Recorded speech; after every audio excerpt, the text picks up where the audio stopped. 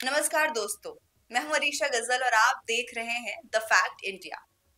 सोचिए दोस्तों, आप किसी दूसरे मुल्क में काम करने गए और घर से हजारों किलोमीटर दूर रह रहे हो और अचानक से एक दिन आप खुद को आतंकियों के गिरफ्तारी में पाते हैं। कभी सोचा होगा? कसूर कसूर बस इतना कि आप गलती से गलत जगह पर और गलत वक्त पर मौजूद थे। ये कहानी है नेपाल के रहने वाले विपिन रीटेक ये कहानी है नेपाल के रहने वाले बिपिन जोशी की।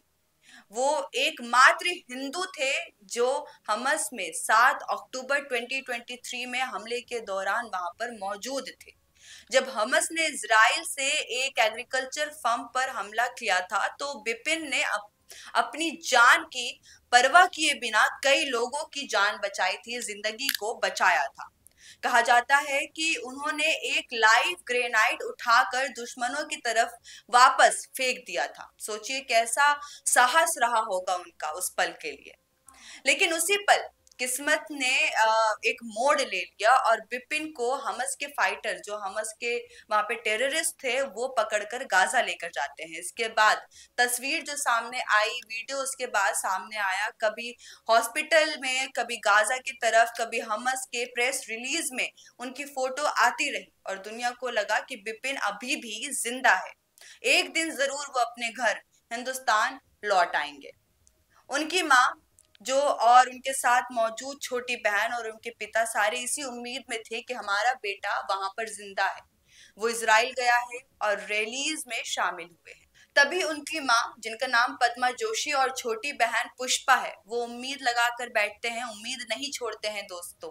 वो इजराइल गए, वहां पर रैलीज में शामिल होते हैं और मीडिया से गुंजाइश भी करते हैं कि मेरा बेटा जो है मुझे वापस दे दो।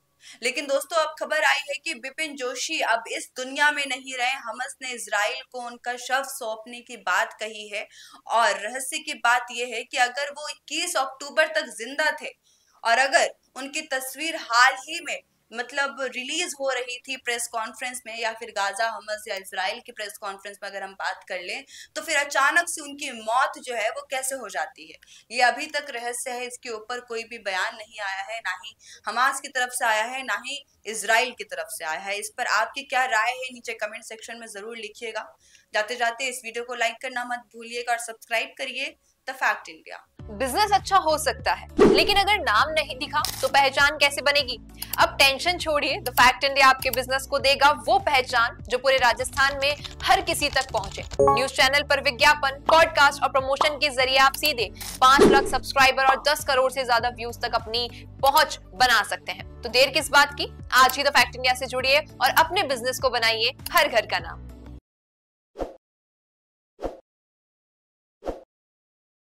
ताज़ा खबरों के लिए विजिट करें द फैक्ट इंडिया की वेबसाइट और डाउनलोड करें द फैक्ट इंडिया ऐप।